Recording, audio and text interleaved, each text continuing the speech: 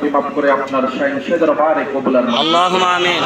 রব্বুল আলামিনের সবটুকু কোটি কোটি অসংখ্য গুণে বাড়াই দিয়ে রাসূল খোদা সাল্লাল্লাহু আলাইহি সাল্লামের নূরানী কদম মোবারকে পৌঁছায়। আল্লাহুম্মা আমিন। আদম আলাইহিস সালাম থেকে পর্যন্ত যত মুসলমান নারী অন্ধকার কবরে শায়িত তাদের সকলের রূহ পাক হাদিয়া আল্লাহুম্মা আমিন। কালিয়াপুরের জমিনে, কালিয়াপুরের সিলসিলায় ভারত বাংলার জমিনে যে যেখানে অন্ধকার কবরে শুয়ে আছে তাদের সকলের রূহে হাদিয়া পৌঁছায়। ইয়া রাব্বুল আলামিন, খাস করে এই গ্রাম আশেপাশের গ্রামগুলিতে অসংখ্য নারী পুরুষ কবরবাসী হয়ে গেছে, তাদের সকলের রূহের আজকের মাহফিল আল্লাহুম্মা আমিন।